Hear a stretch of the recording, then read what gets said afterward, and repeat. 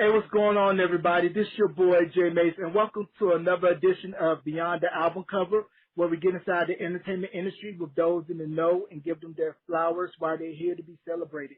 Right now, with me on the line, I have a legend. If you grew up in the 90s like I did, this man graced your face on Teen Summit and Rap City, also on any other programming that you may find on BET. I always wanted to be a posse member, but unfortunately I couldn't do that because I wasn't in the DMV area. Ladies and gentlemen, Mr. Prince Dajour. Welcome to Beyond the Album Cover, sir. Thank you so much, Jarrell. How you doing, my brother? How's it going, man? I'm doing good. I appreciate you taking the time out to do this interview, and I feel that it is fitting given that BET is turning 40 years old this year. Yeah, that's right. BET is turning 40 this year, man. It's amazing. The years just flew by so quickly. We all just sort of amazed at how everything has evolved over the years, but we're really excited about it. Because normally I would go to the beginning, but since we're talking about BET turning 40, I want to get your take right now on how do you feel about the impact that you have made and the network has made as a whole, and how it was able to give license to all the young, new African-American creatives that we've seen in the space within the past 4 decades, and saying that BET was the reason why I'm doing what I'm doing. Well, you know, it's honorable, man. You know, what's kind of cool is the fact that my kids have grown up in school and they see, you know, the work that we've done. They've seen the groundwork that we've laid, the foundation that we've laid for a lot of entertainers. You know, we can go on and on. The list goes on and on from Mary J. Blige to Outkast to Puff Daddy to Biggie Smalls, Notorious B.I.G., to Snoop Dogg, NWA. We worked with just about every artist, Goody Mob.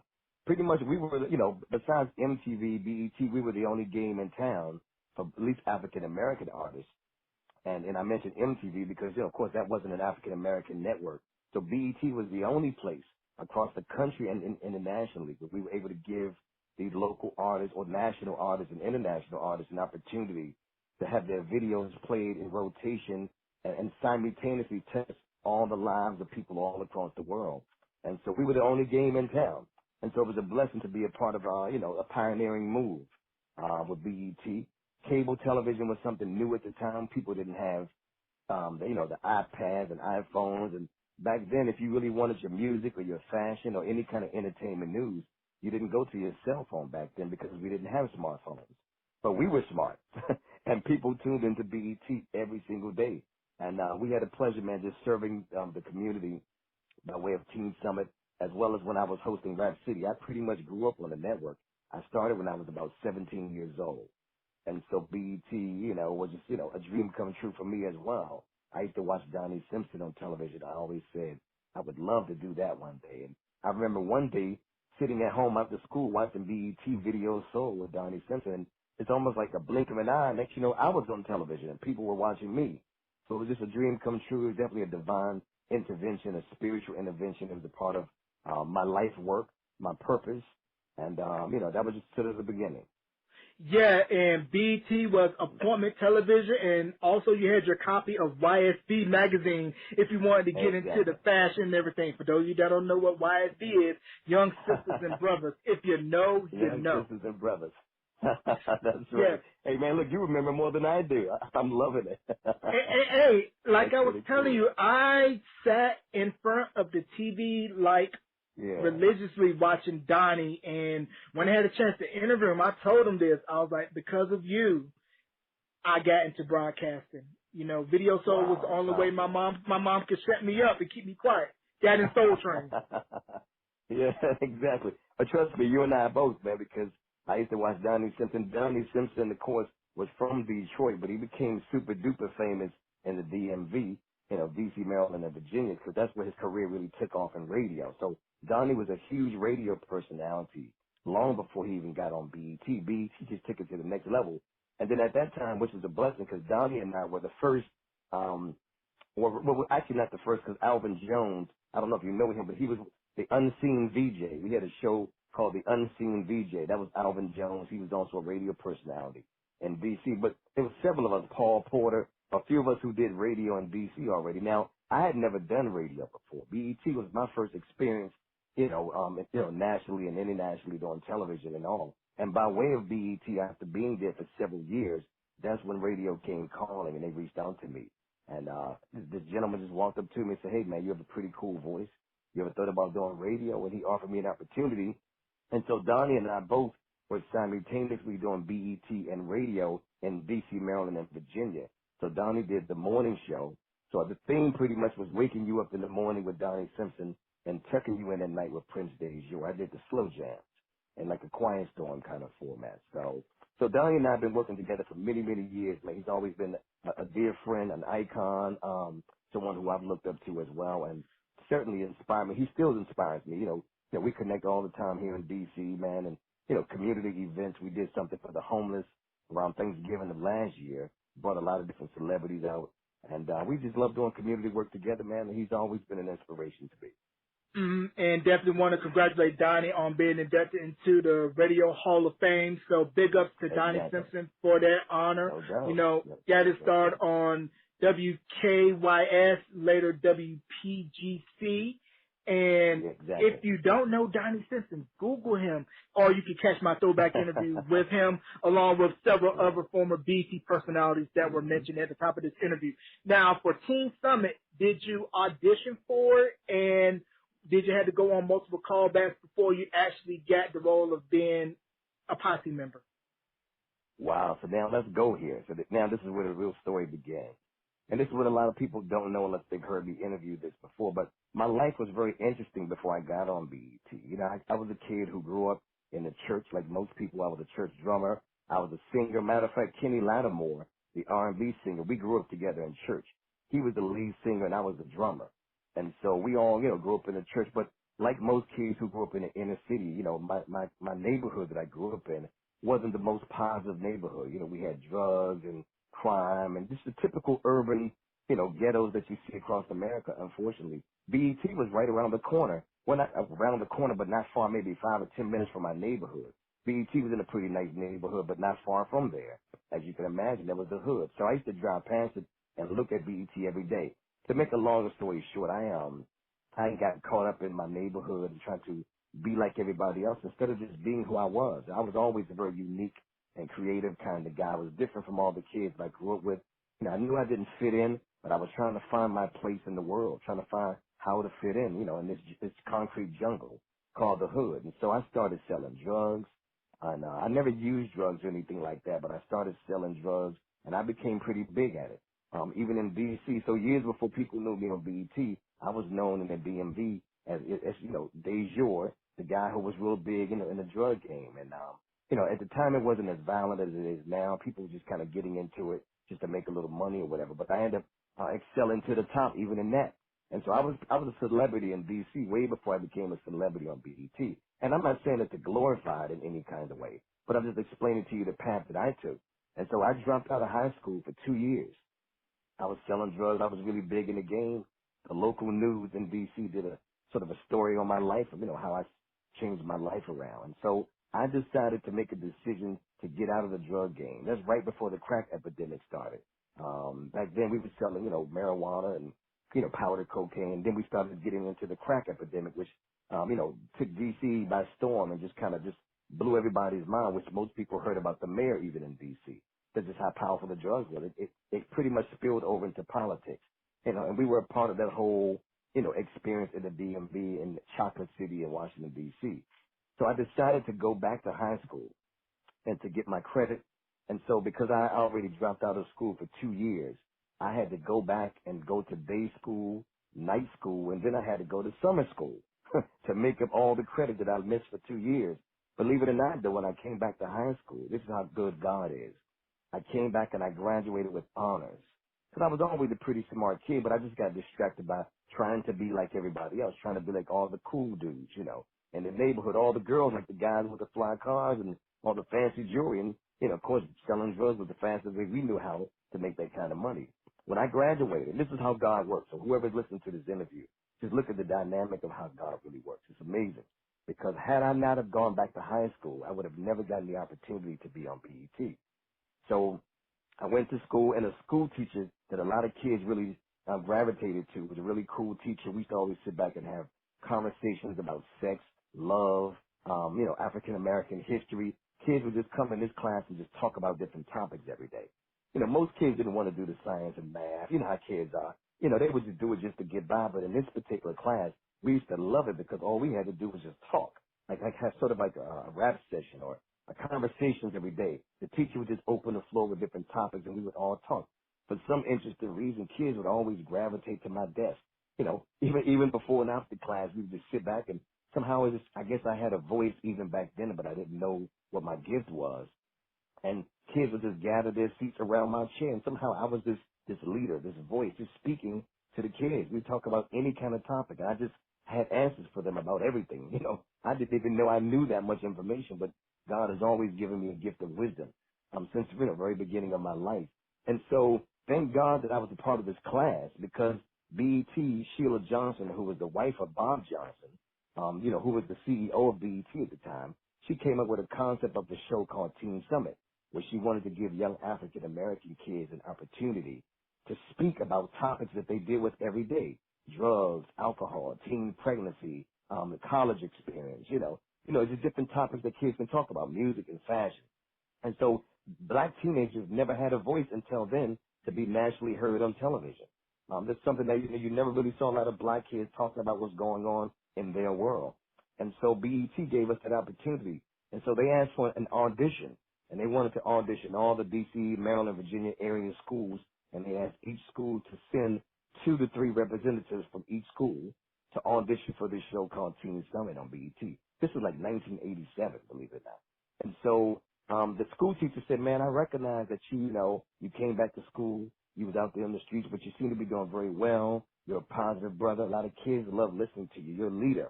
You're a natural born leader. I'm thinking to myself, me? I'm like, nah, not really. And so I ended up auditioning with 2 other kids from my high school. And believe it or not, all 3 of us made the audition. And so we were part of the Teen Summit, what they called the Teen Summit Posse back then. That's what you were talking about. And so when we did that, man, the rest was history. Had I not have gone back to school to get my high school diploma, I would have never been able to get on BET. I would have completely missed that opportunity. So God was aligning my life back, on the right path, even though I got off the path. God, through a succession and series of fortunate and unfortunate events, it led me to my purpose in life. And so that's how I got on Teen Summit. And that once you get past a certain age, what everybody didn't know is I was 2 years older than all the kids on the show, but I looked pretty young. They look older than me, even though I was older than them. And once you age out of Teen Summit, you no longer can be on the show. And this is my first time kind of becoming like I guess as you call a celebrity, and people know my name all across the country. So, I'm thinking to myself, I don't want to let this opportunity go. Because my background is actually music. I started in performing arts school. I played drums and sang and things at a school called Duke Ellington School of the Arts in Georgetown, Washington, D.C. And so I've always wanted to be around TV, radio, music, that kind of thing. I've always been popular in talent shows and winning competitions in D.C., singing, playing the drums with various bands. And so when I passed the audition for Teen Summit, they told me now I'm aging out of the show. I became sort of like one of the main features of the show. We had so many kids who made the audition, they had to rotate different kids on the show. I was one of the only kids out of all the kids who got a chance to be on the show every single week, live on national television, international television on BET. And I was one of the only, and I'm not saying this in a braggadocious way, it was all, God's divine work. What's interesting, out of all the kids on the show, there was probably more than 30 kids, had to rotate 4 or 5 groups at a time.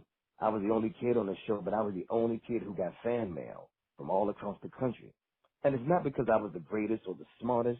I really believe that God was, again, orchestrating my life in a divine way, where BET recognized that somehow out of everybody on the show, I was getting the attention and connecting with all these kids who watch BET all across the world.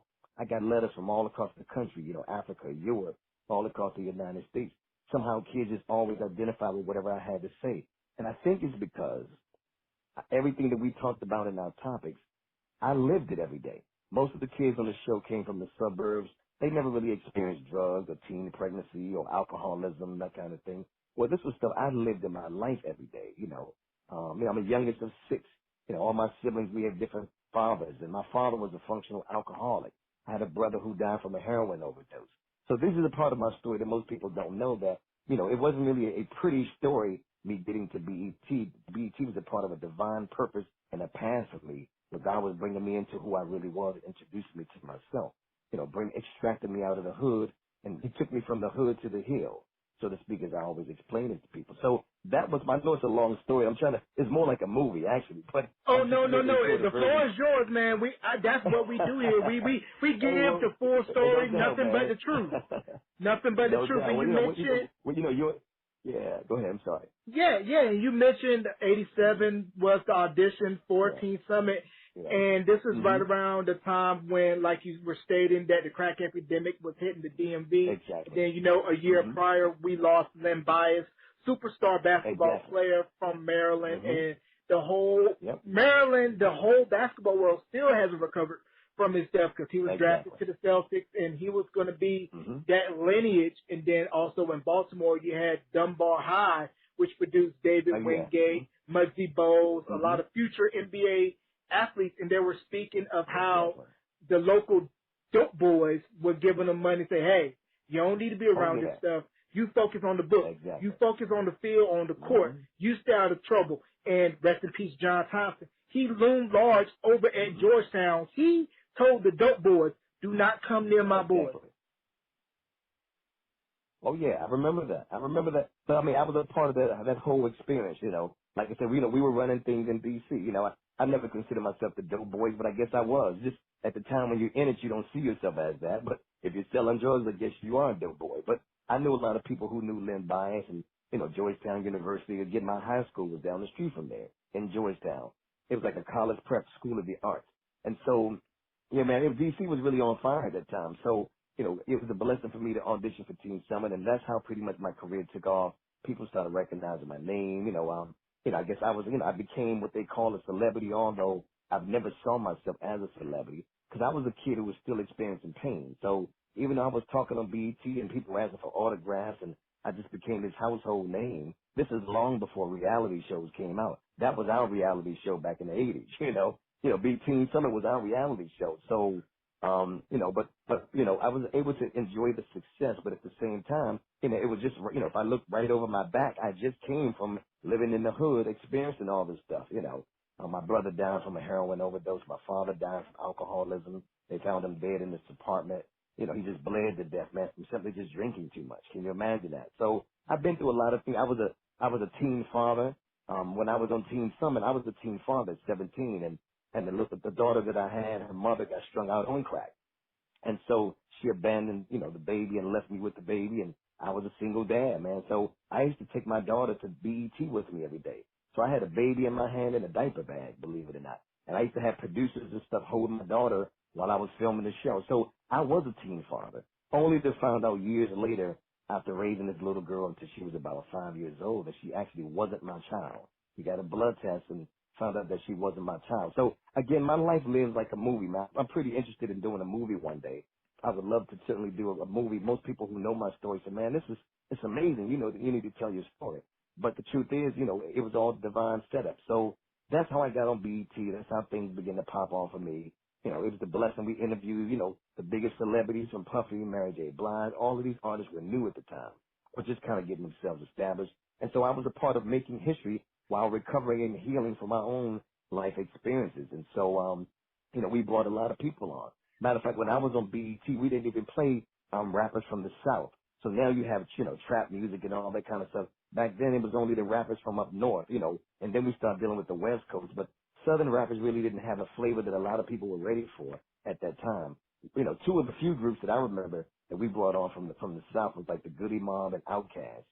And most of the artists that were with LaFace Records, we did L.A. Reid and Babyface a favor by exposing their artists, and that's what we did. So one part of it was, what I went through on Teen Summit and all that. The other part was I started coming into myself, introducing people to the industry, the entertainment industry, by way of BET. And then some years after I did Teen Summit, that's when I started to host Rap City on BET, and I started in that, and from there I became the host of Teen Summit years later with Ananda Lewis, and that's when most people always remember that part of Teen Summit, but actually that was years after we had already started. So Ananda Lewis and I had to audition, and even though I was already on the network, but I had to still audition for the position of being the host for Teen Summit.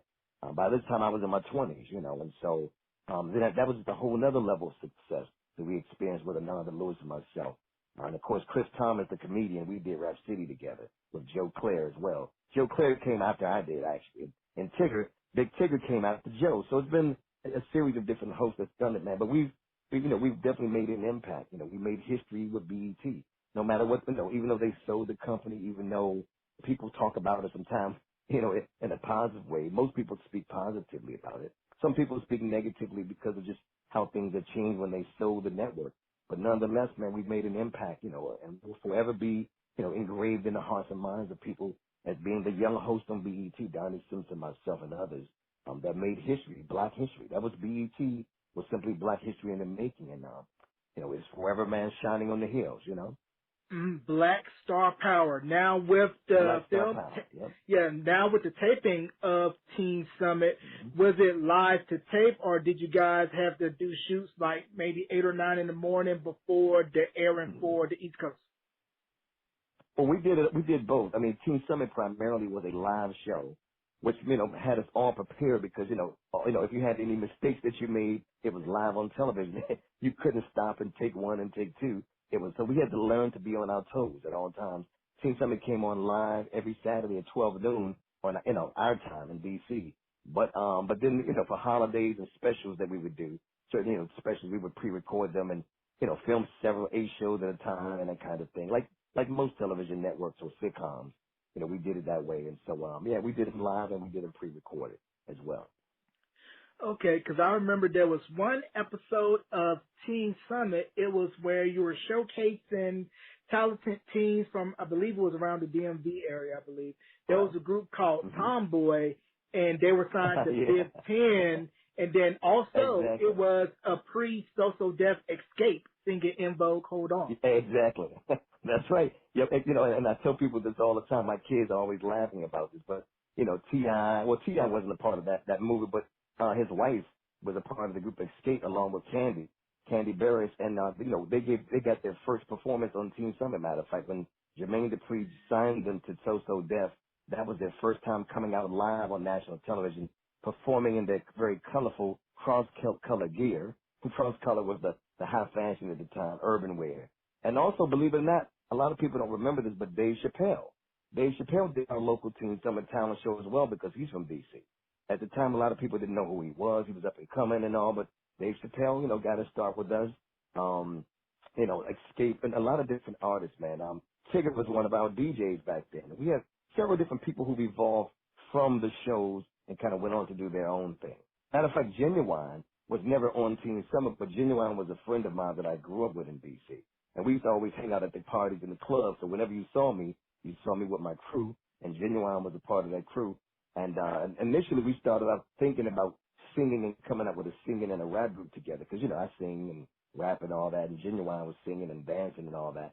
But we never really got together and did that. I ended up going with BET, and he eventually started pursuing the music career. And that's how he met Timberland and Missy Elliott and Aaliyah and them. So we both kind of split ways and did our own thing. But, it's always family here in D.C. We all meet back up, man, and just, break bread, man, and just celebrate life. Now, with the topics on Teen Summit, was it pre-discussed in advance and then you kind of sort of knew which posse member was going to say what, or was it more like roll it and whatever they say goes? Oh, no, it was always pre-produced. I mean, we had, 1 or 2 production meetings prior to filming.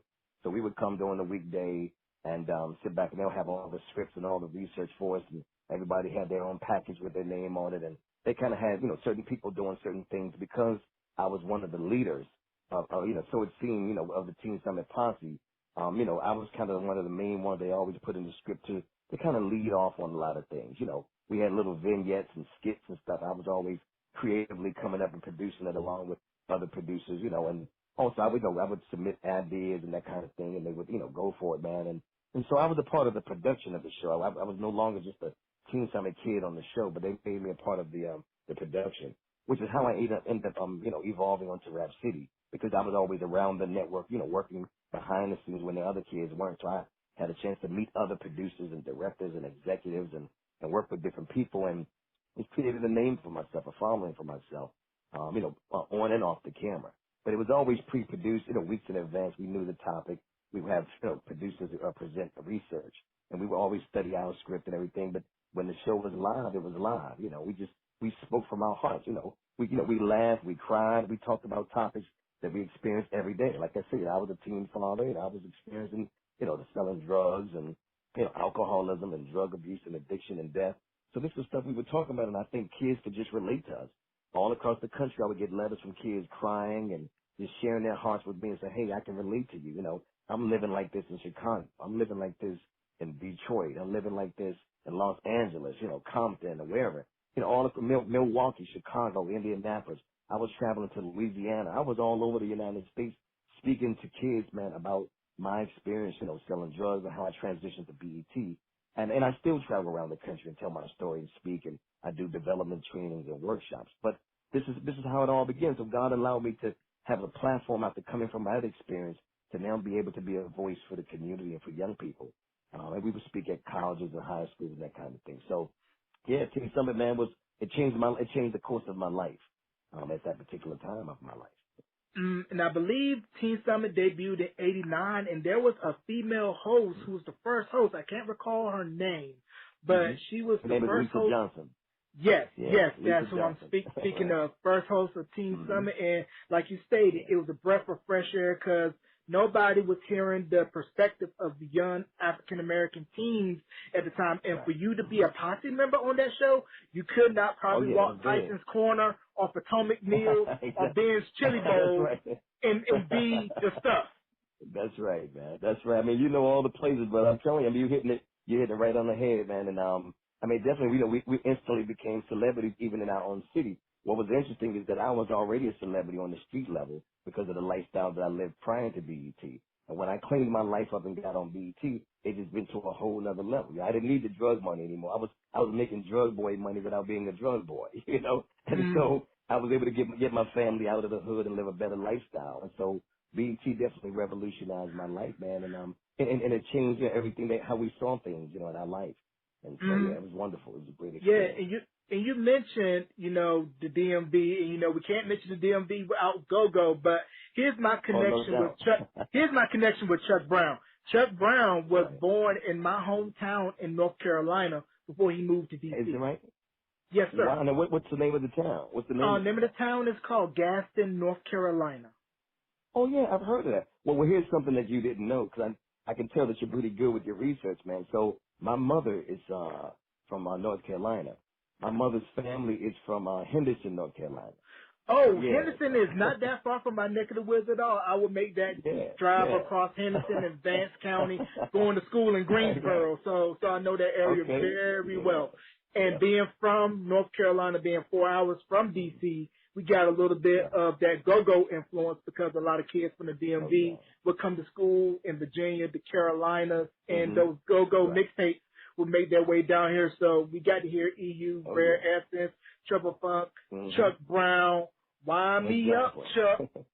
That's right. We had Junkyard Band. We had all kind of different groups. But see, every city had their own, signature sound. If you went to Miami, you heard Pop That Coochie with Luke. And the boys, they had that Miami bass sound. And if you go to New Orleans, they had this music called Zydeco. So then when you went down south, they started evolving into their own music, which at the time wasn't called trap music, but they just called it dirty South music or, music from the South. And then later on, it kind of evolved to what we know as trap music. But, in the West Coast, they had that whole, gangster rap sound, the NWA and all that kind of thing. They would produce and sample a lot of the old Parliament records and stuff. So every city had their signature music. D.C. has always been about go-go. Go-go music is strong percussions and drums. It's different instruments, but you always hear the congos and the drums. Very Afrocentric, believe it or not. And so that was a part of our music growing up right here in the DMV. Chuck Brown was the legendary godfather of go-go. Rest in peace.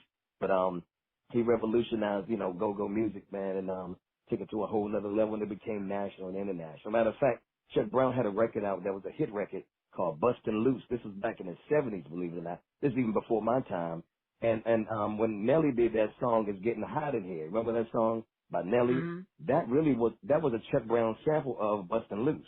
That actual song, if you heard it, is almost the exact song. So Go-Go, man, has influenced a lot of music, but they never really got their props, right. nationally. But now Spike Lee put him on the map with Doing the Butt with EU. So They were able That to get big became a box. massive crossover hit, and I Yeah, just recently yeah. interviewed Cut Creator, and he was telling Oh me yeah, how with Rock the Bells it had that go-go swing to it, and yeah. how believe it was Trouble Funk. They were signed to Def Jam. They put out hmm Sardines, and it Yep. was because of that influence you had that go-go sound, and then of course Herbie That's right. Lovebug and his production with Salt and Exactly. Pepper and Salt and Kid and pepper. Play, That's right. incorporating that go-go Exactly. swing to it. And then Clark Kent, Exactly. when he did the Spread My Wings remix for Truth, had the go-go sound to it. And Exactly. I Yep. believe Exactly. go-go, like you said, it's an experience.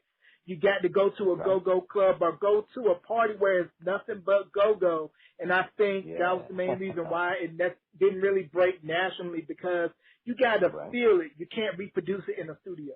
That's right. There you go. And, you know what? And that's so funny that you mentioned it because that's true. I mean, whenever you go into the studio, it just didn't have the same feel to it. Go-go was something that you had to experience it live, man. Something about those drums and the congos when you feel it in your soul. You know, even if you don't like go-go music, you find yourself just moving and just kind of bopping and just, it had a certain kind of vibe to it. Something that we just know, you know, we grew up in our own city with that. And of course, more recently, Snoop Dogg, partnered with Rare Essence and he has a new record out, with Rare Essence, man, which is, you know, one of our, you know, first go-go bands next to Trouble Funk and EU. Rare Essence, they're like old school. You know, they've been legendary, you know, doing legendary music for years.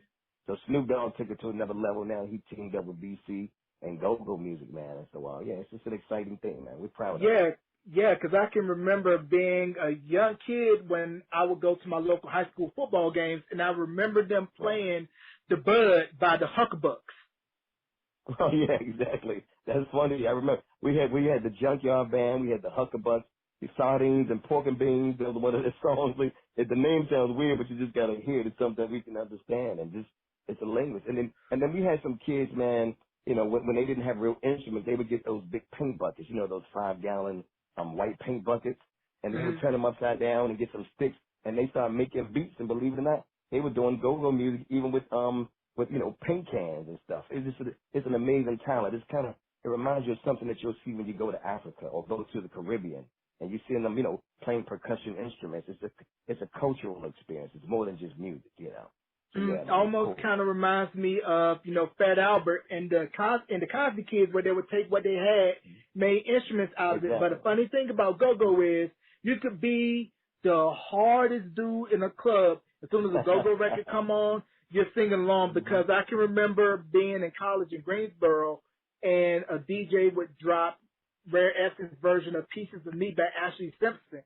And the least hmm likely person you would expect singing the hook was singing it, and when the DJ dropped, chorus hit, I'm That's looking right. like, because of Rare Essence, Yeah. Ashley Simpson. So you mentioned Rap City, you mentioned Joe Claire, Chris Thomas, big shout to Big Les, Oh, Trigger no and doubt. everything, Yeah. hmm and how the South at this time was still a regional scene where I think the furthest it would go before it went nationally was probably Southern Virginia, like you mentioned, DMV, pretty much anything past that wasn't playing the South. So what made you think that Outkast and everything else that came out of Atlanta would break through nationally? You know what? We had no idea. I mean, again, BET, we were the biggest game in town. Any artist that was national that wanted to get on to sell records and, you know, reach a national audience, they had to come to BET. And especially if you wanted black support. Now, you can always go across the street to MTV, but that wasn't really black support. That was just a machine, you know. And not to take anything away from them, but at least BET was all about the black culture at that time. You know, we were made by blacks, we were for blacks, it was produced by blacks, and we were supporting our own at the time, you know. And so, I mean, we had no idea, but, you know, music was evolving at the time. You know, New York rap, New York, Philly, and New Jersey, that was always the original hip hop. Anyway, that's where it all began. And so now we start branching out to these other forms of rap music that we weren't familiar with. And so when they kept asking us to play their stuff on BET, of course it wasn't really my decision. The executives would make that decision. But they kept saying, can you play our stuff on BET? They were like, we don't think there's an audience for it. We don't know if people really want to hear this rap from down south. You know, it was just totally different, you know. And, you know, it was nothing that was negative, just that DC and New York, all the northern hip hop music had a certain kind of flair to it. It was national. But southern music at the time was kind of localized, you know, just only down south. And then somebody mentioned to me, some guy They said, you need to play this guy's music named Master P. And I'm like, who is Master P? I never heard of nobody named Master P. But I used to travel to Louisiana a lot. When I went there, they would introduce me to this guy named Master P, who was selling gold and platinum records down south, but we had never even heard of him up north. So it's interesting how down south, one thing I love about the South, they've always been innovative. They've always, produced and pushed their own records. Because up north, we always had the record companies in New York City and L.A., even on the West Coast. We had record labels to sign our artists, but down south, they were doing their own thing. They were producing and distributing their own music. They were going gold and platinum down the south without even being heard up north or west or the West Coast. So the Southerners were already setting up their game, man. They were just coming to hit us hard, and now pretty much the Southern music took over the music industry. As you see, from trap music to everything else is heavily influenced in some kind of way or another by one of the Southern rappers. So it's amazing how, and everybody had to have their turn. The East Coast had it for years. They laid the foundation. The Midwest came and got just a little piece of it. The West Coast came and blew us up with Dr. Dre, NWA, Snoop Dogg, DJ Quick. They all just blew up the spot, man. Then the Southerners came and crept up on us, and they did the whole Outkast, Goody Mob opened the door, and a lot of other, and there are two different types of Southern music. A lot of people get this twisted. You have the Miami type of sound that's Southern, but then you also have like the Georgia sound, Atlanta, Mississippi, Alabama. So there are two different types of Southern music because Luke considers himself the king of the South, but then on the other side you have T.I., who considers himself the king of the South. So, we got love for them all. It was all about just showing love to everybody. We didn't care where you were from. We even had them down Texas with the Ghetto Boy, with Scarface. Down Texas, they were doing their thing down that, that end of the map. And so, man, we just gave love to everybody. BET was celebrated everywhere. We were part of parades, man, and just, we were part of the culture. It was more than just television, but we were part of the actual entertainment culture. So that was cool. And the funny thing that you mentioned about Southern rappers not getting airplay on BET, they went into a network called The Box. This was back in the day where you had to pay probably $2.99, $3.99 to get your records played. And because of, I believe it was Ja Rule at the time, he wasn't solo yet. He was in this rap group. They had this record called Get the Fortune. And Irv Gotti was saying how his crew would just call The Box repeatedly to get their record played, and because of the spins they was getting, that kind of led to major label buzz. Yeah, the Box was big. I remember that. I think Ralph McDaniels was a guy's name, if I'm not mistaken. But the Box was kind of something that was localized, like in the New York area, at least. Like Philly, New Jersey, New York. Just like how we have the DMV, you have New York, Jersey, and Philly. And so the Box was big. If you got on the Box, as well as some of their local radio stations, they had a lot of like open mic type things, where they would allow people to come in and, do like ciphers and stuff. This is back before we knew them as ciphers, but they would just get into, and freestyle on the microphone. So New York was already doing their thing. DC had the go-go thing locked down. New York had the Box, and we had some localized shows as well. But then again, BET is what really kind of helped us take it on a more national level. All these local rappers and singers and stuff now had a platform to become national and sell gold and platinum records, and it became big business. So, therefore Puff Daddy and Bad Boy was born, and I remember when Puffy first started his label Bad Boy, I gave them one of their interviews where I interviewed all of his artists and brought them to DC. So we had Craig Mack, we had Notorious B.I.G., we had Faith, we had 112, we had Total, and we had the whole Bad Boy family. It was brand new. So Craig Mack was the first artist with Flavor in Your Ear on Bad Boy. So again, the part we're talking about Teen Summer and Rap City, what's beautiful about that experience is that we were one of the first ones to give birth to a lot of people's careers, in the entertainment industry, rappers and singers, even in gospel music. We were one of the first shows on BET to bring together secular and gospel music together, performing on one show. Normally, if you wanted R&B music, they were on Video Soul or Video LP, and if you wanted rap, they were always on Rap City. And so Teen Summer, what we did was we were more of a talk show, but we wanted the entertainment element, so we would always open and close the show with different live performances. So we brought on Kirk Franklin and Fred Hammond, Yolanda Adams, and different gospel artists, and and on the same show you'll see Snoop Dogg perform at the end of the show. You'll see NWA performance. We brought people together where it was a safe place to bring music together, just to love music and not to separate us because of the genres. But we brought them all together because it was one language, one love, Right. We were kicking the truth to the young black youth, man. Yeah, we're giving you a choice. Wink, wink, nudge, nudge. Yep.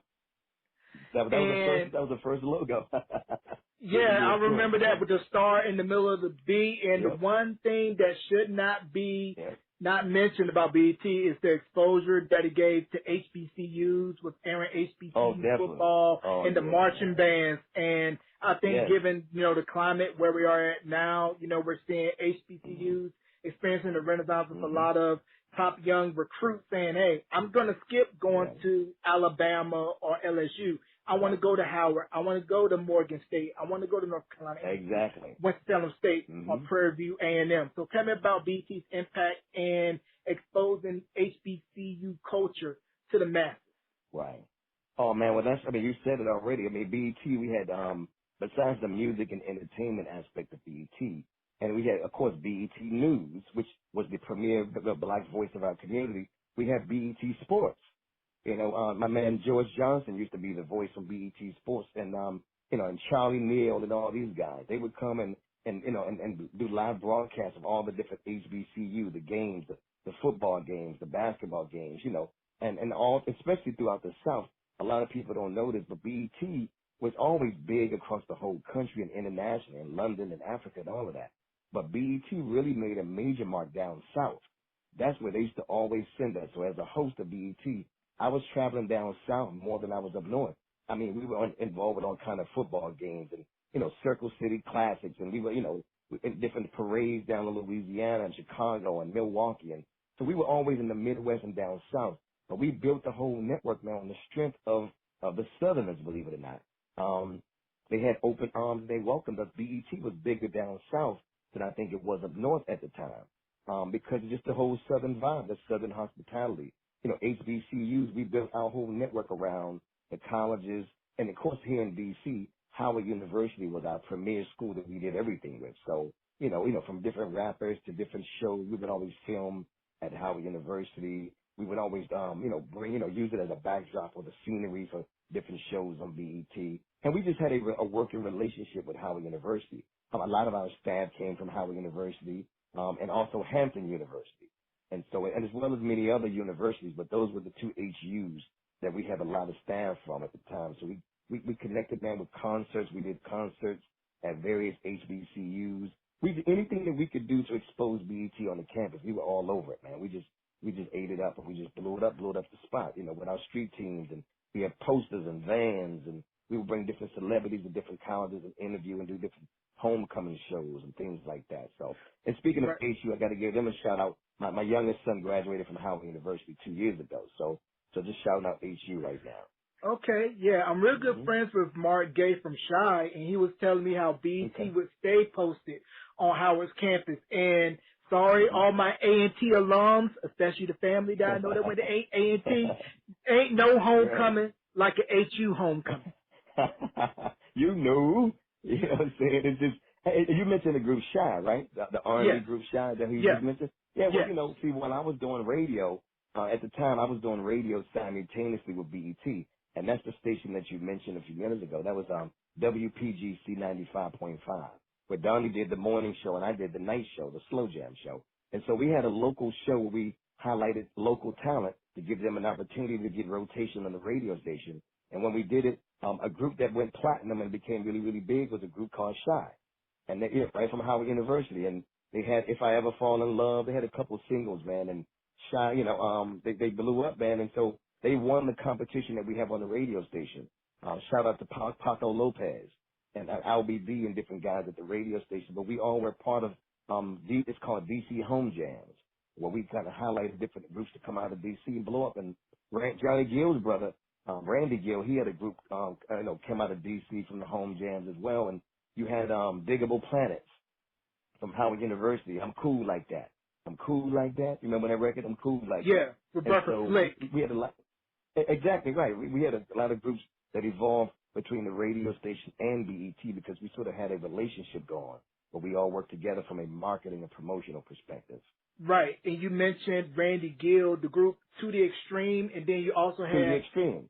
Yeah. Yeah, you mentioned, and then we had the group Me to You, and I didn't notice until Mm-hmm. recently that Stacey Lattisal's brother was in that group. They were signed to RCA Oh Records. yeah, Jerry. Yeah, it's Jerry. Yeah, exactly. Yeah, But we had a lot of groups. Raheem Devon is from D.C., Genuine's from D.C., Marvin Gaye was from D.C. You know, we have a lot of artists, but most people, unfortunately, you know, had left the DMV and they kind of created a life for themselves in other cities. So they claimed those new cities, but they didn't necessarily claim D.C. But for me, man, it's homegrown. I mean, I'm a D.C. homegrown guy, so I always Mm. want to give a love to my city. You know, D.C., Maryland, Virginia, Chocolate City, man. That's where it is. Mm. Yeah. So, what was your thoughts across the water in Baltimore when you starting to hear that? Hey, there's this 4-man group that's coming out. They have a song on the Eddie soundtrack called "Tell Me." And what was it like seeing Drew Hill's rise? That's funny. Well, you know, it's funny, man, and I'm telling you, you're doing some great research. It's really, just talking to you, you're just kind of walking me through my timeline of my career and my life. You know, because not only was I a host on BET and the radio, and not only was I a part of the foundation of a lot of these careers, you know, I was a young man growing up myself, you know, as a listener, you know, as an observer myself. So, my story with Drew Hill, they came from a project called Druid Hills out of Baltimore. And they all were working their local jobs down on the water. They have a Baltimore waterfront, the harbor. And so the guy who discovered them, or he was one of the first labels that they were on, it was a record company called University Records, and his name was Hawk Islam. And not only did he have Drew Hill, he had Drew Hill, and he also had Maya, you know, the singer Maya. Maya was one of my teen summer dancers. Her father was a friend of mine. And so we had several groups that come out of, Drew Hill, Maya, and then we had another R&B group came out called Pure Soul, had a song called We Must Be in Love that was a big hit at the time. So Hawk Islam came to me and said, hey man, I got this male group and we got this song, we trying to blow it up, we need some more radio airplay. And he gave it to me and I used to play it on the radio all the time, and that's when they came out with that Tell Me What You Want. Remember that record? You know, Tell Me Mm-hmm. What You Want, when Drew Hill just blew up, man. And so we played it on radio along with some other radio stations. But Hawk and I had this personal connection where I would always do some things for him and, you know, put some of his artists on the radio. And Drew Hill was one of the groups, man, Pure Soul and Maya. We just put that stuff on the radio and just blew it up from WPGC 95.5. So when I look at Cisco and the whole Drew Hill crew, I remember they were just a group of young guys, man, who just had a dream like every other young group. And they came on the scene and they just blew up with a hit single, you know. So, you know, Right. made history again. Right. And the funny thing you mentioned about Tell Me, it was about maybe a year or so ago, Stanley Brown, it was on IG. He had posted Yeah, a Stanley Brown. video playing the demo references for Tell Me, and it was Right. done by Aaron Hall. And then also there's Mhm. a version, I think, floating out there on a DAC. Remember Mm, those? With yeah. Dave Yeah, Hollis. that's right. Yeah, I mean, a lot of these songs are floating around in the industry, just like when you hear the song Because I'm Happy with Pharrell. That song originally was recorded for CeeLo Green. You know, and I think they turned the song down. When you hear the song by Johnny Gill, who's also from D.C., Southeast D.C., you hear Johnny Gill singing My. Well, that song was originally written for the Whispers. You know what I'm saying? So when you hear a lot of music, man, it's kind of flotating and rotating through different hands before, you know, a particular artist grabs a hold of it and make it a hit. So, yeah, Right. man, it's the industry is just, you know, it's amazing.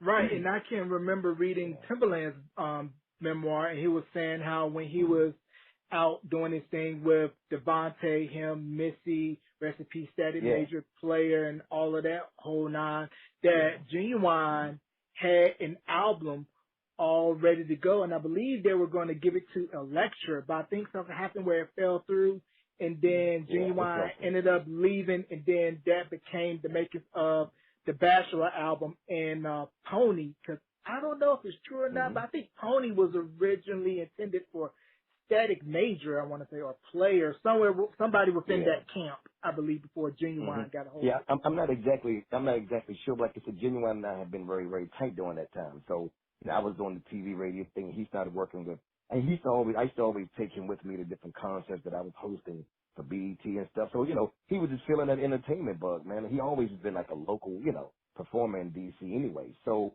I think one of the shows, you know, we were hosting something. He ended up making a connection with Timberland and Missy. No, I'm sorry. He made a connection with Jodeci.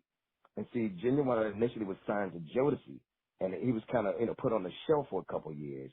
And out of that, that's how he ended up connecting with Timberland and them, because they also, I believe, were shelved by Jodeci. So Timberland, Missy, they had all these groups kind of just waiting in the balance, but somehow a lot of business didn't happen the way that it should have happened. And I don't know all the details about that, but some things happened where they just couldn't really produce any albums for some years, different issues with record companies and so forth. But when they finally blew up, that's when that whole camp just blew up.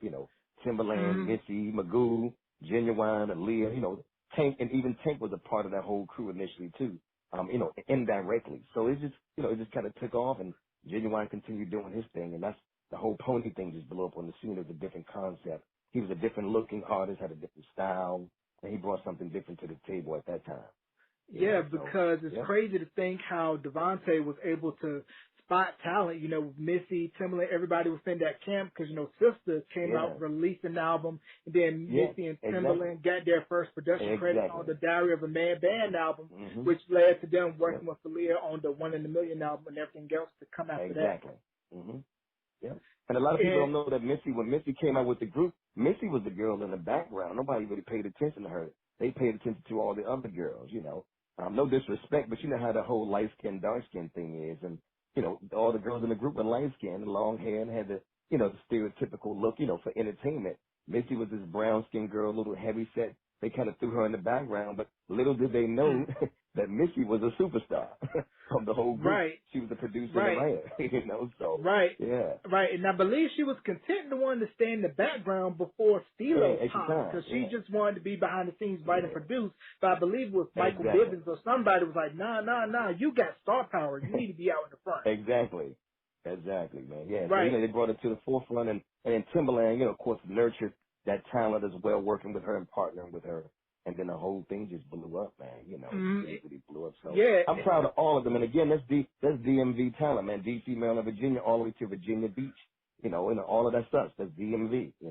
And we got to talk about the Neptunes. Even though I'm from North Carolina, we were claiming the Tidewater area like it was our own Newport News, Norfolk, Virginia Beach, that whole Tidewater area. So it was just a great time for that scene. And then, once Atlanta started to explode, that was where everybody like, there's something in the water down south. Because I could remember, being a teen in high school and hearing I'm Serious and just thinking like, man, this guy got it. It was a regional hit, but the breakout came a year later when he put out, I believe it was the Urban Legend album, where everybody got to see T.I. nationally. And same thing goes with Ludacris, because I remember Ludacris when he was DJ Chris Lovelove on Live from L.A. when they used to have guest radio hosts come in and do like a week or so. I remember him being on there, and I was like, wasn't that the same guy? That was the DJ, and come to find out, him, Ryan Cameron, and Lala all cut their teeth together in Atlanta radio. Yeah, I worked with Ron Cameron, man, many years ago. Yeah, it's a small community. We all have worked with each other in some kind of way or another. I mean, if you just go down the list of all these names of the top R&B and hip hop artists, in some kind of way, by way of radio or BET, we kind of helped push them in some kind of way or expose what they were doing. Ron Cameron, we hosted many shows together, different cities, different concert tours. Jermaine Dupri, we gave him one of his first interviews on BET when he was about 15 years old. He was one of the youngest producers at the time, and that's when he had Crisscross out. Mac Daddy Make You Jump. Jermaine Dupri was one of the youngest, biggest and youngest, producers that were out here because his father worked for a record company, I think Columbia Records at the time. And, Michael Malden, who put together the Fresh Step. Michael Malden, yeah. Exactly. Michael Malden also established the career of, what's my guy's name? What is his name? Anthony Hamilton. He helped establish his career as well, and Jermaine took over that whole piece. So it's a small community of all of us, man. Stacey Lattisaw, Johnny Gill out of D.C., Kenny Lattimore. I told you we grew up in church. We made several albums together in the gospel community. So a lot of us, man, just one family in this city, between D.C., Maryland, Virginia. And Maryland and Virginia is humongous. It's not just about the DMV, this part, but we stretch all the way down there by North Carolina, as you know, that part of Virginia. So, we extend our arms, man, to a lot of different people in this area. We just, we've just bursting with a lot of talent, and we still have a lot of talent here as well, man. TV, radio, everything. Yeah. And the funny thing you mentioned about Virginia, when Trey Songz broke, I'm about 30, 45 minutes from Petersburg. and to see him Yeah. explode and Chris Brown explode, you know, Exactly. with Tappahannock Oh being yeah. so close to Richmond, you're like, man, these guys are not too far from me. And to see them go on to be Wow. superstars, it was just, you Yeah. know, awe-inspiring, you know. Well, you know what, man, like everything you say, you just touch a nerve with me. I'm telling you because see, my kids are from Tappahannock, Virginia. So the story is, and this is a quick story, and I tell everybody else, and I bite my lip every time I say it. Chris Brown grew up with my oldest daughter, and she used to come home every day. Daddy, my friend Christopher Brown, mommy said, can you help, help him? He sings and dances. And I used to tell my daughter, I'm too busy right now, sweetheart. I don't have time to be managing kids and stuff. You know, I'm kind of busy. You know, I was on BET at the time. She would come home, Daddy, my friend Christopher Brown, mommy said, can you help her son? He sings and raps.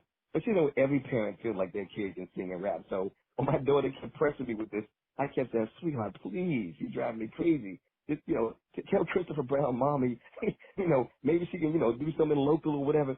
I'll just have her give me a call. Maybe I'll refer to somebody who worked with kids. And so one day my daughter as an adult said, Daddy, do you remember I used to always tell you about this little boy named Christopher Brown in my school? I said, yeah, I used to always say his name. She said, that's the R&B singer, Chris Brown. I'm like, what? I'm like, I should have signed that kid years ago. So you I'm had biting my your lip, chance man. to get on the news before Run It Blue. But once Oh, again, man. you never know, who has it. Yeah, And then another person that's that's right. close from my neck of the woods, from Rocky Mount, North Carolina, when I saw Terrence J go on to do his thing on 106 and expand his Yeah, brand, exactly. and to know that a former Exactly. coworker of mine, got him into the game, to see like, man, he's from Right. 45 minutes from my hometown, and to see where Okay. where Yeah. he expanded. And then also too, BT was, I believe, my first exposure to reggae music, thanks to Rachel and Caribbean Oh, Rhythm. yeah. Oh, no doubt. We're Caribbean rhythms. Yeah, we love Rachel, man. And so we extended ourselves not only into Europe, but, also into the Caribbean. So we did a lot of work with, Jamaica, St. Lucia. We were in, Barbados, Bahamas. We were all over the Caribbean, man, and extending because, HBCU, especially with Howard University, reggae music was really, really big. All the music, dance hall, the different nightclubs we had.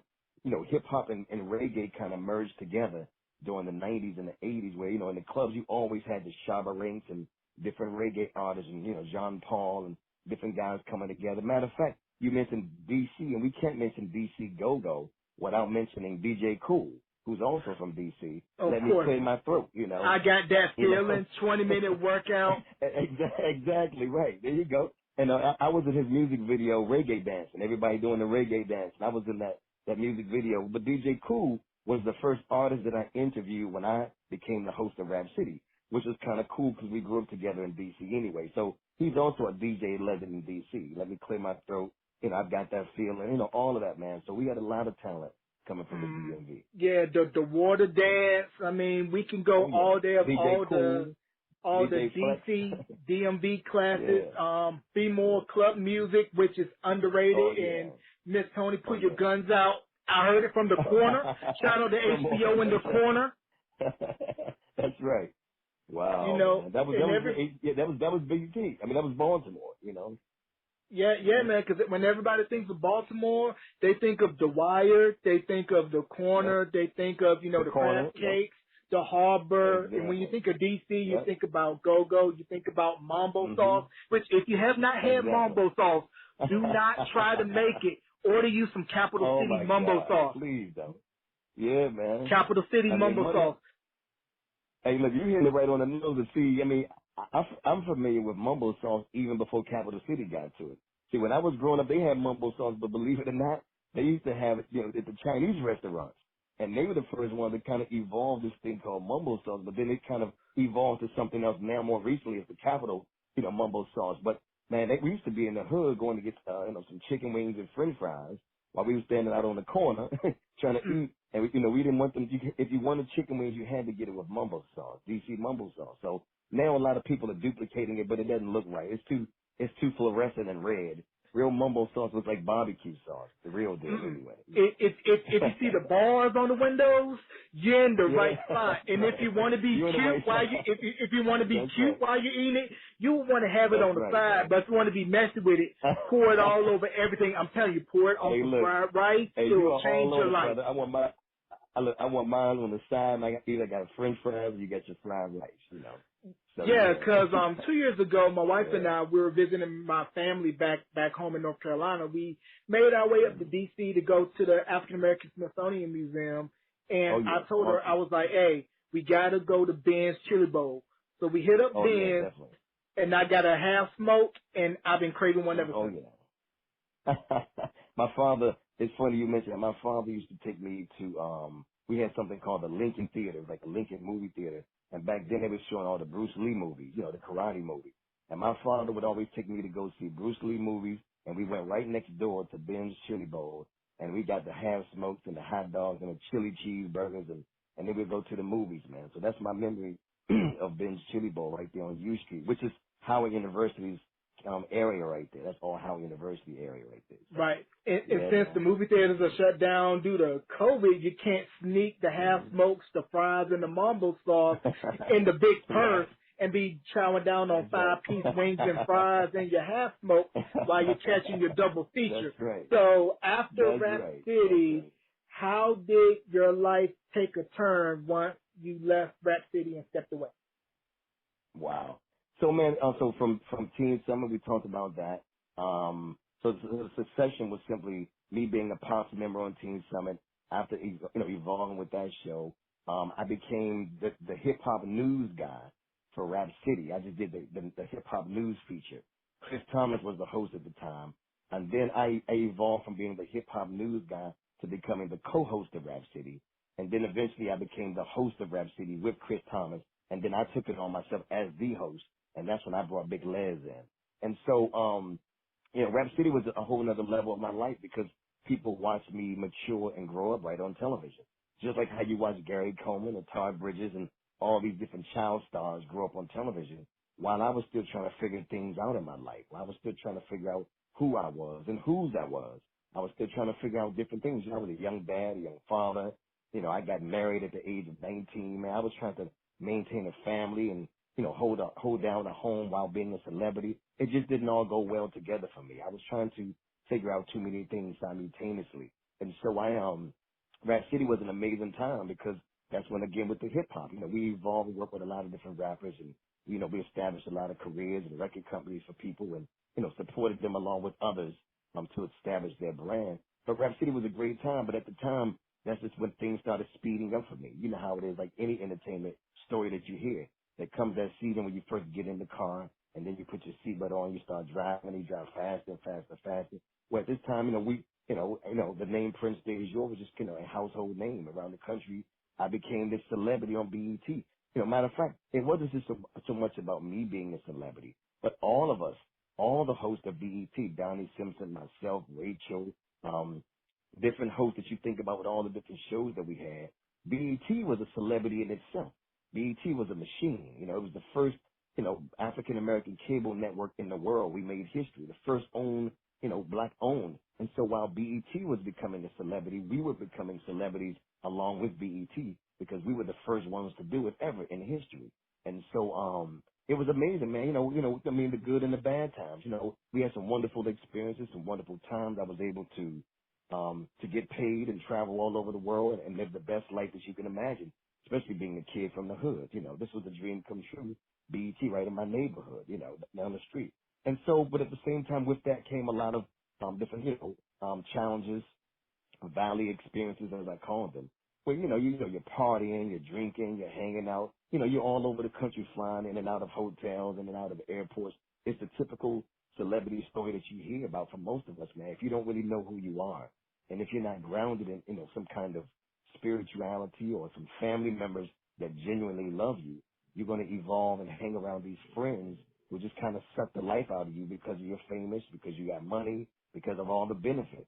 And so, I went through that phase as well, trying to, make my friends happy, let them know that I was still cool. I didn't forget where I come from. And you've heard all the stories, man, from different celebrities.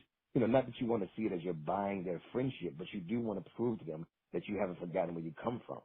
And so I went through that phase and just, at that point, I just started feeling something different happening in my life. I just felt that something was missing. BET, I was at the top of my game, making great money. I was a household name, but there was just something missing for me. And I think it had a lot to do with just my own spirituality. I'm not talking about religion. I'm talking about a personal relationship with God. Again, when I use that phrase, personal relationship with God, I'm not just talking about a church experience because I had that growing up, but I'm talking about where it becomes personal, between, you and God. Well, Whitney Houston, she had a relationship with her and God in that bathroom before she died, and she never had one before. Prince and Michael Jackson, they had a one-on-one with God, you know what I mean, before they left this earth. Well, I was blessed and fortunate enough to not have to leave this earth. I was able to be here and continue on with my purpose. But I certainly had an encounter where I had a visitation and I felt that God was calling me to do something greater and bigger. And so I continue to do TV and radio for years. I'm still in radio, but, the thing is, I've become more of a voice. I went from being, a personality on TV and radio to just being a voice for the people, period. I do a lot of, development training. I talk about the entertainment industry, TV, radio. I talk about spirituality, relationships. I just talk about the entire human experience because unfortunately a lot of these young guys in the NFL and the NBA and in the entertainment industry don't really have any kind of mentors of anybody who can speak into their life, somebody who knows what it's like to have a lot of money, somebody who knows what it's like to have all these women coming at you, somebody who knows what it's like to live through your persona versus living through your purpose. And so that's pretty much, that's the spiel that I'm giving now, where my life has evolved, where I'm still in the entertainment industry, but I've become a voice to mentor other up-and-coming artists and people interested in the industry in some kind of way, whether it's acting, music, dance, whatever it is, to talk to them not only about developing your talent, but develop your life, develop yourself. And that's why you see so many celebrities end up in trouble. Chris Brown would get in trouble, different, Allen Iverson, different people you see getting in trouble because they had the fame and money, but nobody never told them who they were. Nobody never spoke into their life and told them what to do with their fame, what to do with their power. And so that's pretty much where I am right now. I'm just helping develop other artists, while I'm also developing, I'm writing several books. And so I'm developing these books to tell my BET story, hopefully to be a movie one day. And I have some other dynamic stories to tell as well about relationships, life and love, parenting, and all of that. So, yeah. It's more like be in the world, but not of the world. And it's hard to do that, Yeah, like you stated, when you don't have a grounding of yourself because right. you're being offered any and everything under the sun. And if you're not truly rooted Exactly. in who you are Yep. and what your purpose is, then you're going to constantly keep asking yourself, who am I? And you can let someone else define who you are for you. Exactly. Well, it's like driving a fast car, I mean, if you don't slow down, eventually you'll crash. So, for me, I thank God I never had to crash like most celebrity stories you hear. You always hear the stories of them saying, hey, I was a drug addict, I was an alcoholic. Those were never my stories. However, though, I definitely went through some very dark moments in my life, during BET and even after BET where I was forced to have to look at the reality of a lot of things around me, as far as relationships, people, friendships, just a lot of different things. You have to deal with the reality of that. And, it certainly introduced me to my, excuse me, it certainly introduced me to my true self. I thank God for all of those experiences because, God had his hand on me ever since, I was selling drugs. Remember how I got to BET. So all of this was a part of my journey, even leaving BET. When my time was up, because, all these good things come to an end. You don't stay on them forever. No TV sitcom or reality show stays on forever. Everything is about seasons. And so in life, it's all about seasons. Winter, spring, summer, fall. Everybody has a different season in their life to do certain things. And you have to maximize and take advantage of that while you're in your season. Because at some point, you'll have to move on to another season of your life. And so, you don't want to leave and go to the next season before you finish your assignment with the previous season. And so I thank God that I had an opportunity to move in and out of my seasons with swiftness, again, I went through some dark moments, but nonetheless, I had good people around me who kept me alive and who spoke into my life, who told me that they loved me, who loved me whether I was on TV or not, who loved me whether I was on radio or not. Even though I continue still doing radio when I left television, I still continue to do a lot of, hosting events and shows all around the country. And still, I kept busy in the industry, but at the same time, when those seasons begin to shift, that's when you'll notice the friendships begin to shift. You begin to see who was really down with you for real. I'm talking about males and females because a lot of people always talk about females, looking for guys in the industry or they only want to be with you because you're famous or you're rich or whatever. But I mean, you have guys do the same thing. You know, they hang with you because they know that the ladies hang with you. You know, they hang with you Mm. because they know they can get free drinks in the nightclub if they hang with you. So I had to evaluate and cut back all of those sandbags that were weighing me down, you know, male and female, and change my circle of friends. And I had to change and deal with people that I know who genuinely love me for me as a human being. And so Right. I had to go back through that whole healing process of first of all, recognizing who I was outside of the celebrity image, outside of the celebrity, you know, realm, and you know who I was as a man, as a young boy. And once I went back and I had all that healing take place, the boy inside of me, you know, the man inside of me, BET was sort of like a major pause button for me. You know how you live your life, you press play, but then you press pause. It was a pause because while I was living a celebrity life, the real me was on pause. So while I was moving forward with my career with fame and money and all that, the man inside of me wasn't growing. And so he was deficient. He was hungry. And so I had to go back and unpause my life and get back to the business of living every day and figuring out what exactly God wanted me to do with my life. I knew it was television and radio inspired in some kind of way, but I also knew that it was bigger than that. I had a voice, a message to speak to people. Motivational, you know, that kind of thing, inspiration way before they started calling motivational speaking. I was doing the motivational thing back in the 80s, you know, all around the country. I still do. But now you have reality shows and you have people who are listening and who, you know, who are open to hear information. You know, back in those days, all they wanted to hear was just music, you know, but now people, you know, they want to hear someone with a message, you know, Right. so I certainly have a message, man, and it's a blessing to be able to share it, you know. Yeah, yeah, it definitely is. And while we're on the subject of gospel and religion, we just lost Rance Allen. And tell me Yeah. about the impact of Bobby Jones gospel. Because if you're like Wow, me, if yeah. you stay with Big Mama or Grandma or Nana, whatever you would call your Right. grandmother, Bobby Jones gospel Right. was getting played Mm. before she hit to Sunday service. Oh, no doubt. Bobby Jones was a great inspiration to me because Bobby Jones Gospel was one of the first shows that BET used to air in terms of original programming. You know, back then when networks first start off, if you notice, they always play reruns of old shows, and that's how they build their revenue. You know, to go back and show old reruns of Good Times or Jeffersons or whatever. You know, but Bobby Jones was one of the first original shows, and then I think Video Soul was one like the second. So Bobby Jones had been around for years, man. You know, on BET, and of course we all listen to gospel, even though we did the hip hop and R&B thing on, you know, on our shows on Rap City and Teen Summit and Video Soul. We all on Sunday mornings, everybody, even if you didn't go to church, you know, you definitely watched some of your favorite gospel artists on Bobby Jones Gospel. Had an opportunity to work with him several occasions, um, and to work with him with his, you know, his live audience and to host some events with him. Matter of fact, the last couple shows he did before his show went off the air, I was a part of that process in DC, the filming and taping Yolanda Adams and, you know, Kurt Carr. There's so many different, you know, famous gospel artists, Kirk Franklin and just, you know, so many artists, you know, we worked with. But it definitely impacted our life, man. And when they took Bobby Jones Gospel off BET, I think those of us who grew up in the network and watched the network, that's when we realized, oh my God, it's over now. You know, like, you know, it's dead. You know, that you took the soul away from being, you know, I mean, even though we have all this stuff going on around us, but gospel still always have been the foundation of the African American experience, you know, in some kind of way. And so when they removed Bobby Jones gospel, man, it just seemed like they just pulled the plug. And we realized that BET became very corporate at that point. You know, they sold the network. It was no longer the BET that we once knew. It was no longer just about, you know, African Americans or primarily about us. It was really about the corporate dollar, Wall Street. It was about stocks and bonds. It was about, you know, ratings, or it was about, you know, anything else other than us. And you could feel it. So that's when you notice, you know, as I did, the programming of BET began to change. It wasn't what it used to be. It became something else. And a lot of people became disinterested and moved elsewhere to find their programming, you know, to get that same feel that they had back in the 90s when we watched BET. So Bobby Jones Right. was definitely a gospel icon, man, for us to touched our lives.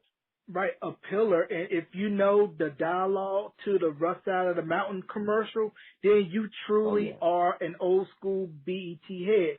Now, some of my favorite That's right. shows on BET, along with ones that we mentioned, you know, Comic View, Video LP, Hmm. Oh shout out to yeah. Sherry Carter, Exactly. Yep. Screen Scene, Angela Stribling, Angela Sibling. Yep. Angela Stribling, shout Yep. out. Shout out to Madeline Hmm. Woods, big Yep. fan Oh, no of doubt. Yep. Madeline Woods. And also, Yeah. I grew up in the early 90s, early 2000s. Now, Hit from the Street, that was my Oh, show. yeah. Musa Mu, I still kind of crank that out every now and again. And when I saw Glory Yeah. Road, and when I saw How High, and when I saw him on there, I was like, yo, that's Hit Yeah. for the Street. And then when 106 in Yep. Park came on, that was just a whole nother game because A whole 106, nother thing. Yeah. it was after school appointment television. I mean, I had my remote flipping between TRL and 106 in Park, watching Exactly. both. Yeah. And then when I saw Hmm. Ananda go over to MTV, I was like, yo, Yep. that's from T Yep. Summit. So what was your thoughts when seeing Ananda go from BET over to MTV? Well, it was pretty cool. I mean, we both had opportunities to cross over to MTV back then. Matter of fact, I had been on BET several years before Nanda even came on BET. And so, I'd already had my ties to MTV at that time. But at the time, I think we were so busy riding the high of just being down with the first black cable network, ever, that I think we just wanted to suck it all up, suck that whole thing up, man, and just really, bask in that glory of it. And then at the same time, MTV was kind of like the rivals to BET. It's almost like, basketball teams. You have your favorite football, basketball team. They were in competition with BET. Yo MTV Raps was in competition with Rap City, and a lot of the programming. And so, and a lot of the producers and the behind the scenes staff were people who worked for both networks back and forth. So it was definitely a rival kind of thing going on. So at the time, I just felt comfortable with, staying loyal and committed to the company that gave me my first start. That's where it all happened for me. I was a kid off the streets. Now, of course, MTV was another level because that's when you had your crossover audience. It was no longer just about black this or black that, but you had a lot of the white teenagers, the white college students at spring break. Cause I used to host spring break for BET, Daytona Beach. I was hosting a lot of those, back in the late 80s and early 90s or whatever. Freaknik in Atlanta. I was hosting a lot of those events like that. So, MTV was a different whole market. So Ananda went over there. That was good for her. That's pretty much what she wanted to do and needed to do. She had an opportunity to do that. And then she went on to have the Ananda Lewis show on primetime television. But I don't think her show survived because Ricky Lake was so big at the time. Ricky Lake just kind of swallowed up all the followers, man, all the viewers. And her show, Ananda's show didn't survive. So we all just continued doing different things with our career. I stayed with BET and hosted different shows and events, and Ananda did MTV and some other things. And we all were just kind of working on different programming and different shows and networks. I went on to do some sitcom work in LA for a little while. And so we all had just been doing different things, making guest appearances here and there on different type of shows and so forth. And that's when the industry started to change. So a lot of times, that's when you start having more of the cell phones coming out and the smartphones. And just everything started to change. And even with radio, people didn't just have to listen to local radio stations anymore. They could create their own playlists. They can do iPads and iPods and podcasts. And none of this stuff even existed back when we were doing BET. BET was the only game in town for you to get everything you needed, fashion, music, whatever. And so now, you have 1,000 televisions, stations on cable. At the time we only had maybe 2 or 3 premier cable channels out here, MTV, BET, and VH1. Those are the 3 major, cable networks. And then now you have, thousands and hundreds of them, so, life Yeah. just, evolved, man. Like anything else in life, you have to grow and move on to the next level, next season Mm, of your life. yeah. Yeah, right now it's like cable on steroids with all the endless possibilities and Oh, yeah. choices, and looking Oh, at, yeah. UMC, Bounce, Mm-hmm. TV1, which started by Oh, yeah. radio TV legend Kathy Kathy Hughes. Hughes. Yeah. And if you don't Mm-hmm. know who Kathy Hughes is, Google her. Google Mm-hmm. WHUR, which gave birth to the Quiet Storm, created by the Melvin late Lindsay. great Melvin Lindsay. May he rest in peace. And Exactly. also That's right. the movie Talk to Me, which starred Don Oh, yeah. Cheadle, Chedway Cedric Ejiofor, the Entertainer. Taraji as your entertainer. Yeah. Exactly. Petey Green's Yep. Washington was one of the first shows that aired on Mm-hmm. BET during its infancy. Exactly. Yep. Tell it Petey to the Green hot, was another tell it to the legend in cold. DC, man. Yeah, Yep. exactly. Teach you how to eat watermelon on the show. Now you eat some watermelon and teach you how to eat it. But when I was 10 years old, I made my first record. It was a 45 record. Back then, I had 45, and I was a guest on Petey Green's Washington on his show. And so again, he's another DC legend, man. It was a talk show. He came out of prison and became a national talk show. So, a lot of us have had different pasts, man. God took our past, took our mess and turned it into a message. Not only just Petey Green, but even our Mayor Barry, may he rest in peace. People know him with the whole crack epidemic and the mayor that smoked crack. But what they don't know is he was one of the best mayors that we've ever had in D.C. He created jobs for the young people, for senior citizens. He created the first summer youth employment. We never had jobs as kids, but he created a whole program where every summer kids got paid checks, man, to work in regular, businesses and stuff at the age of 13 and 14. So he did so much more than smoke crack. I want to make sure that I always put that out there because he revolutionized this city. He recreated this city to be very productive and very positive. But unfortunately, the drug epidemic was so big that in some kind of way or another, he got pulled into that dark side of D.C. And even as the mayor, he got pulled in. But, we're not surprised because the reality that Mayor Barry got pulled into the underworld by smoking crack, just like Bill Clinton got pulled into pornography in the White House with Monica Lewinsky. So when you're a man of power or a woman of power, you're not exempt from temptation, whether it's drugs, sex, or whatever it is, whether it's, R. Kelly with his scandal, Bill Cosby. The temptation is out here for you to get drawn into anything if you're not grounded. And that's what I'm talking about. When you're not grounded as a celebrity, that thing will have you crashing into a brick wall, man. It would definitely, take your life if you're not careful in one way or another. Prince, Michael Jackson, perfect example. The drug addiction, pain medicine, Whitney Houston. All this is a result of them losing their true self and living for the people, living for the fans to always be over the top and better than what they had the last time. And so sometimes because it's impossible to do that as a human being, a lot of people get addicted to drugs to keep themselves up, to do more shows, more concerts, to be greater, to be better. But eventually it's killing your body and it's hurting your family. So, this is what we have to start now educating, our young up and coming athletes and entertainers about while, creating success and wealth. Don't forget about your family. Don't forget about yourself. Take them along with you, live a healthy life. Right. And as of the taping of this podcast, we are a day away from the presidential election. Can you talk about the importance of BT News and the likes of Ed Gordon, Tavis Smiley to show our voices and how BT News was central to issues that affects us as a community that most of the major networks will not even touch? Well, when you think of a Tavis Smiley or when you think of a Roland Martin, all these guys were byproducts of BET News. Because at the time, we didn't really have any, like you say, we didn't have a voice in the news community. All we did was we saw the local news, and they would tell you their version of the story. And then most of the time, their version always made us look like thugs and punks and gangster rappers. And, they always gave us this. And even though some of that was true, we did experience some of that. But that's a whole other conversation we can get into about the history of why young black men act this way in these inner cities.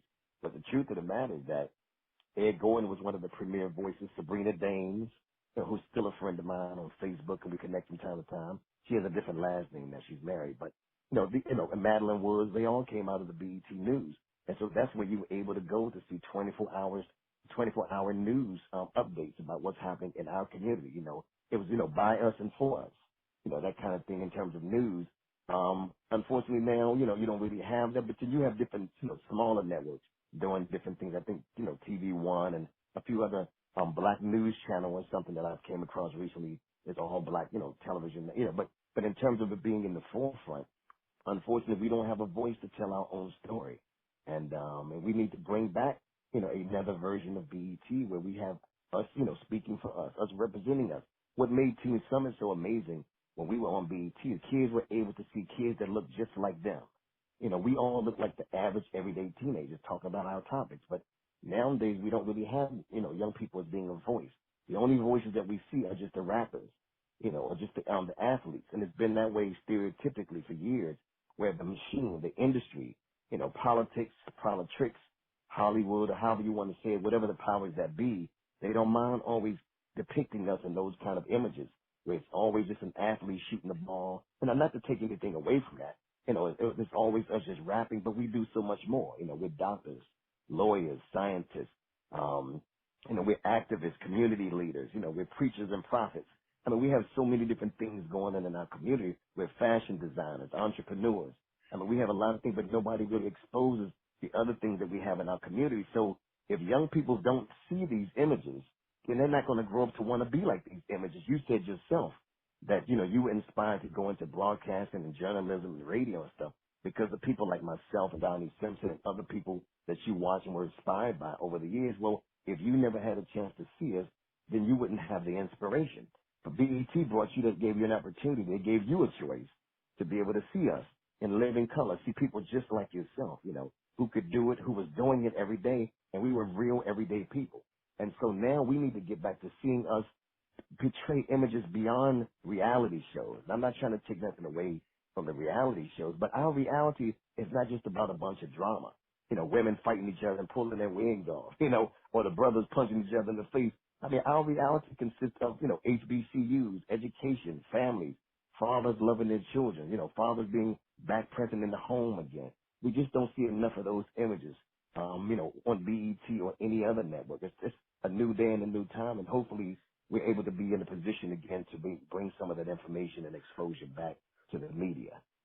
Right, and that's what, I try to do, my platform, no matter how big or small, just be a voice for the truth and have people speak it, not try to filter it in any way, shape, form, or fashion, and just have genuine love and appreciation for anybody that comes on my platform.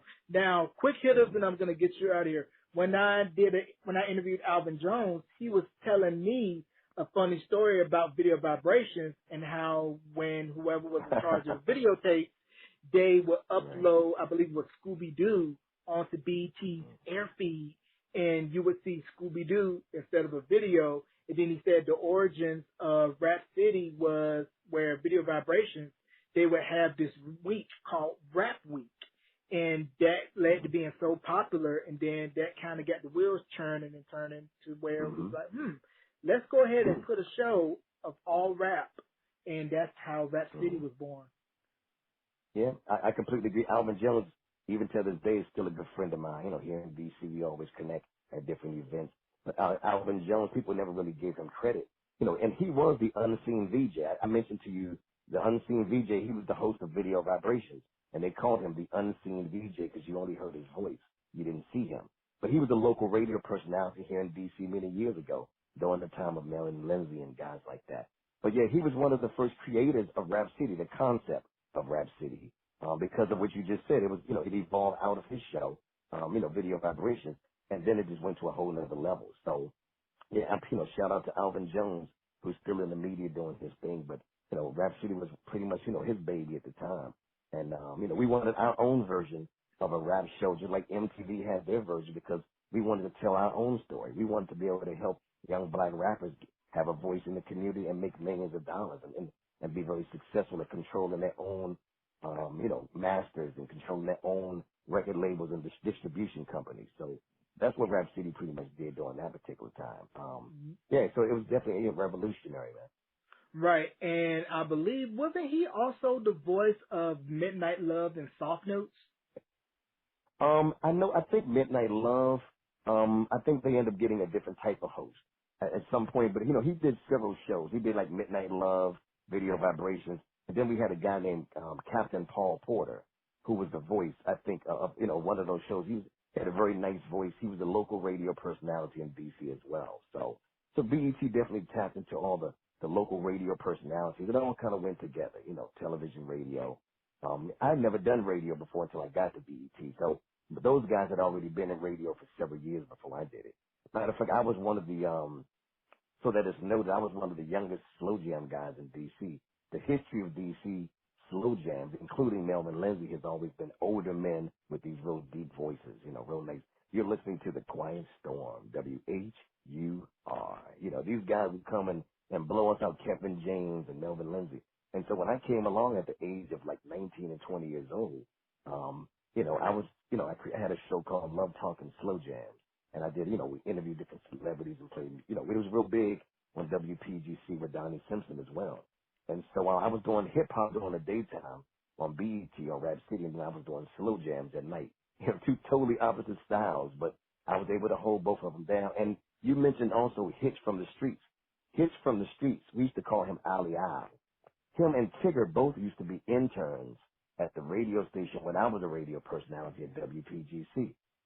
So they were interns coming up, and then they eventually moved up, and they had their season to do BET as well after I did it. So I think, a lot of those guys came after me, Tigger, Hitch from the Streets.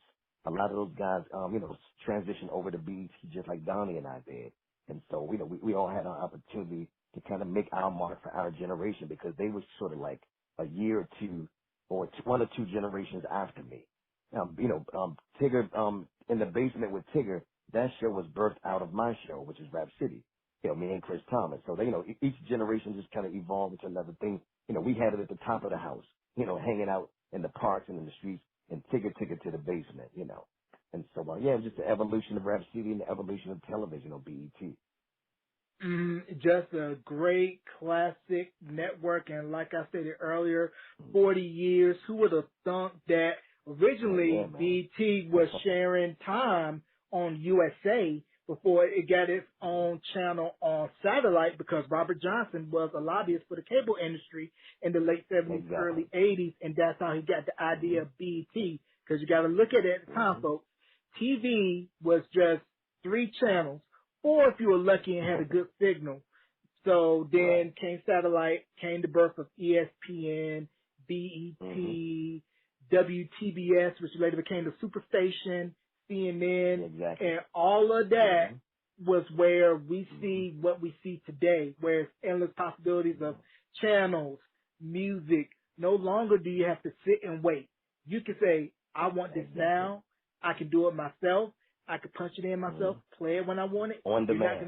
On demand. You're not going to dictate to me what's cool. I'm going to dictate to you what is cool. Look at what I'm watching. Look at what I'm wearing. I influence you. You don't influence me anymore. Exactly. That's right, man. And then they put the power of television in a remote control. So now once they put that remote control in your hand, you can control, like you say, what you want, how you want it, and what kind of options. It's almost like, when you go to the store, you can buy something that's already made for you, or you can buy it and customize it to suit your needs or whatever. And that's pretty much what cable television was something that was new at the time. And now, cable television went to now satellite television, or now streaming, which is the new thing. So, yeah, I mean, it's just evolution of media, television, and marketing. We have more ways to reach people through social media, Facebook, IG, YouTube, all these different platforms that you can reach people. So I'm excited about me being a part of this new movement. We have several things in the making. What will bring us right back to television again, man, is the people are talking to us. So we're looking for, to see what these possibilities will bring, to reach back out to, this newer generation and to tell our stories like I'm telling it on your platform to, a lot of people just don't know the history until they hear this interview. They didn't even know certain things that we mentioned. So we definitely want to bring it back so they'll have an appreciation for the foundation of BET, all these rappers and singers and so forth. That's what we're here to do. Right. And for all you people out there, I'm coming on for you. I had to throw that in there, that old BET slogan. And any shout outs you want to give before we conclude this interview? Oh, man, well, I want to shout you out. I mean, I just want to give you your props. You reached out to me, and we had an opportunity to do this interview 2 or 3 different times, and I guess somehow we had schedule clashes between both of our schedules, and we couldn't really bring it together, but I was determined to do this with you this time. I wanted to make sure that I was able to, to be a blessing to you, and you'd be a blessing to me. And so thank you for this opportunity, and I really enjoyed listening to you. I listened to you interview me, and I was impressed with your interviewing skills. So I just want to give you props, man. I think you're an awesome host and interviewer, and I just wish you well in the future, that someone will give you the same opportunity that they gave me and expose what you're doing on a major level so that you can be a voice for the community as I am, as I was, and as I will be.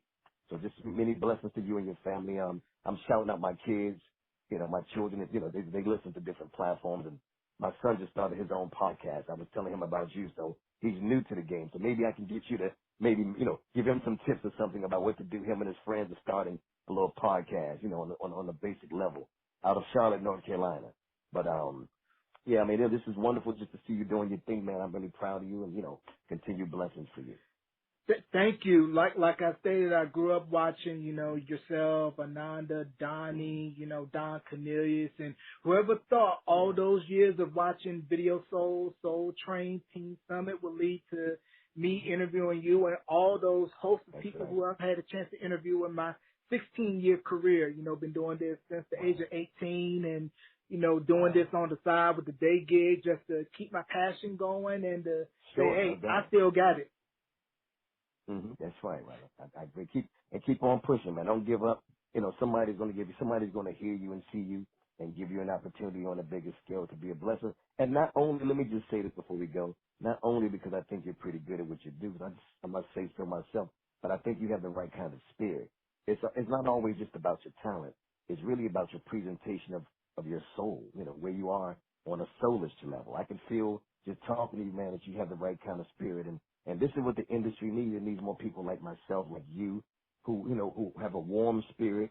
We genuinely care about people, but we also love our passion, about, music or entertainment or whatever. But at the end of the day, we're still human beings. We're family men, we're fathers and husbands and, lovers and mates and, and neighbors. And so we have to affect people's lives in some kind of way, man. So I thank God for people like you. I just pray that God will bless you with a national platform that will help you to fulfill your dream and meet all of your requirements and your needs. Thank you so very much. Real quickly, plug your social media. Social media on Facebook, check me out. It's Derek Prince Dajour, D-U-R-I-K, Prince, and Dajour, D-A-J-O-U-R. Again, that's Derek, D-U-R-I-K, Prince, and then Dajour, D-A-J-O-U-R. Instagram, it's Derek Dajour. So check me out. Reach All out. right, ladies and gentlemen, there you go. There you have it. The one, the only, the incredible Dirk Prince Dajour. You can catch this interview on all streaming platforms where you can hear Beyond the Album Cover, Apple, iHeart, Stitcher, wherever you get your podcast. And the video portion of this interview, or the video version, I should say, will be on my YouTube channel, youtube.com/J85. Subscribe and follow. Be sure to go to facebook.com/Beyond the Album Cover to get updated with all show news. Ladies and gentlemen, Prince Dajour. Thank you once again for coming on Beyond the Album Cover, sir. Thank you so much. Thank you so much, and I appreciate you, brother.